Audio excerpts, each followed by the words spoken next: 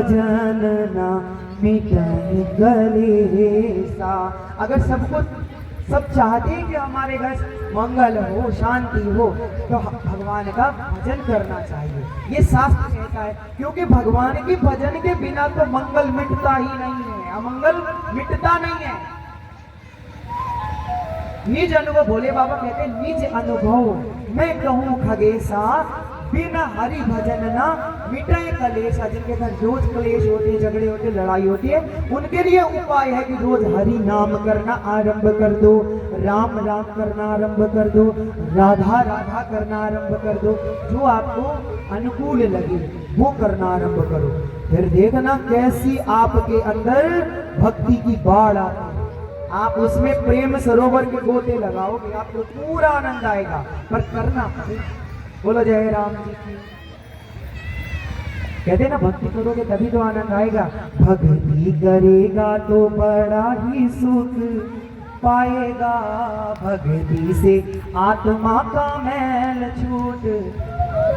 कहते ना राम नाम के साबुन से जो मन का मैल छुटाएगा, अंतर मन के पट में ही वो राम का दर्शन।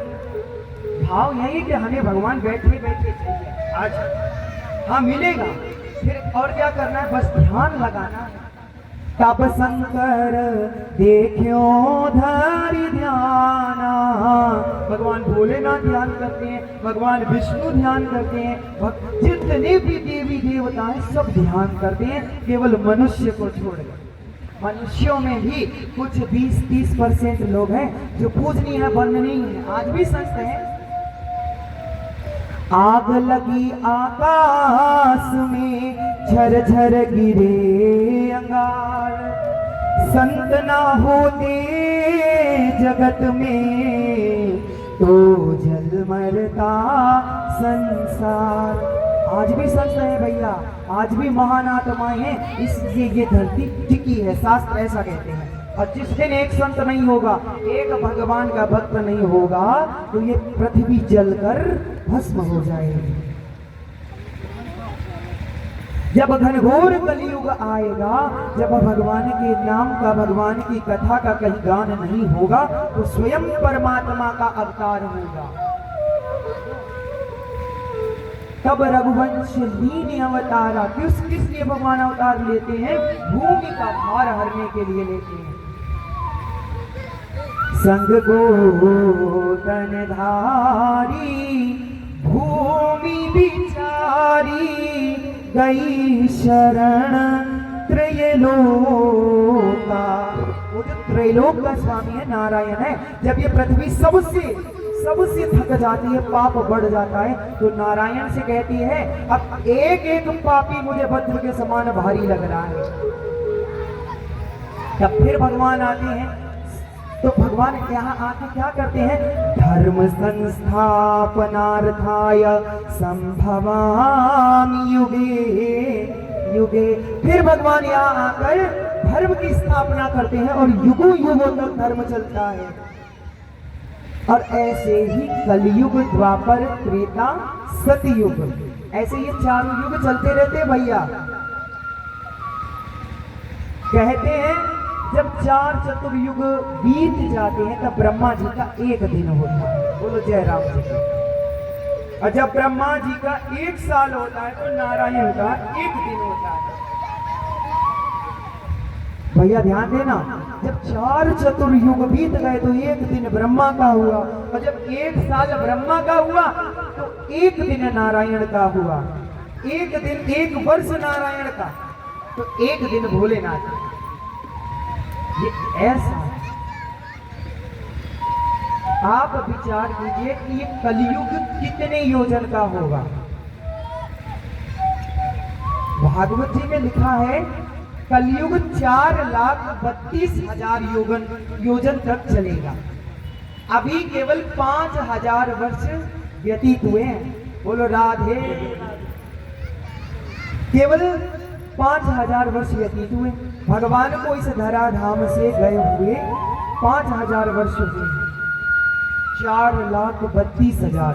1 लाख जब क्रॉस कर जाएगा तो धर्म बुराई देना बंद हो जाएगा। भजन होना कम हो जाएगा, ये घोर कलयुग का वास होगा।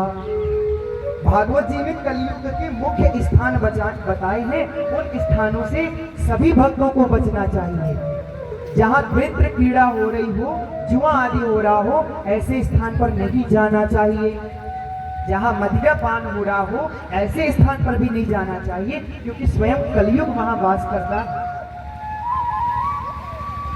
और बंधुओं, जो चोरी का धन होता है, जो चोरी का स्वर्ण होता है, उसमें भी कलयुग वास करता है।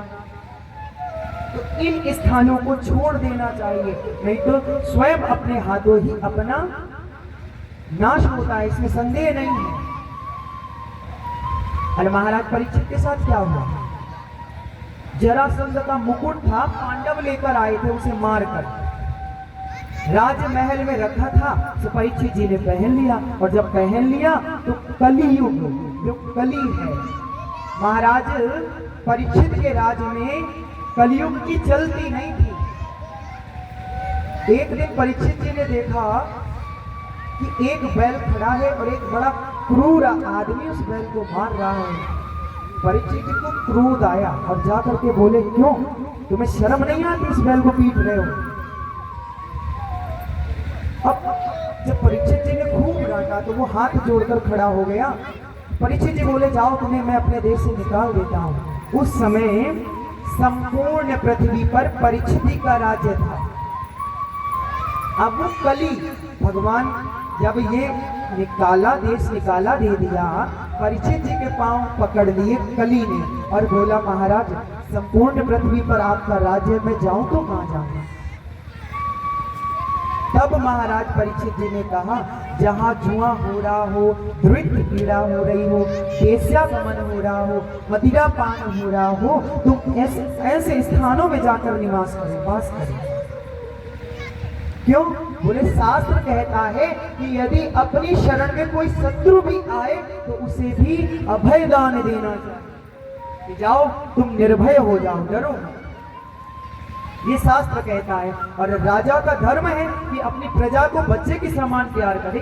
परीक्षित जी तो राजा हैं, राजधर्म को जानते हैं, राजधर्म निभाते हैं। जब कलयुग उनकी शरण में आया तो उन्होंने ये स्थान दे दिए। अब कलयुग बोला, कोई अच्छा स्थान भी दे देते तो बड़ी कृपा होती। तो मुख से निकला, जाओ चोरी के स्वर्ण में भी वास। कलयुग ने सोचा, जिन स्थानों पर राजा ने मुझे स्थान दिया है, उन स्थानों पर तो ये जाता ही नहीं है। ना तो परीक्षित जी द्वित्र क्रीड़ा खेलते थे, ना मदिरा पान करते थे, और ना ही वेश्यागमन करते थे।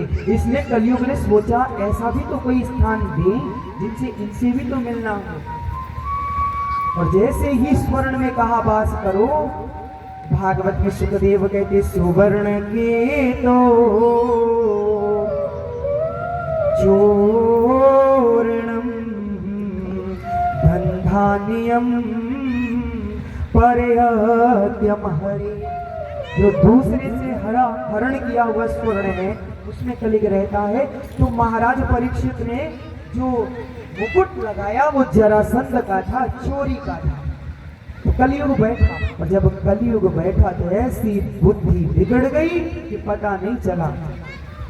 श्राप लगा और 7वें दिन तक्षक के काटने से मृत्यु होगी। परीक्षित जी भगवान की लीलाओं का श्रवण करा रहे हैं। भगवान की बाल लीलाओं में आनंद लेते हुए परीक्षित जी कहते हैं सुखदेव जी से कि आप भगवान की बालमय जो लीलाएं हैं उनको विस्तार पूर्वक कहिए। आधरम मधुरम वदनम मधुरम मधुराधिपतेरखिलं मधुरं कलितं मधुरं स्मितं मधुरम्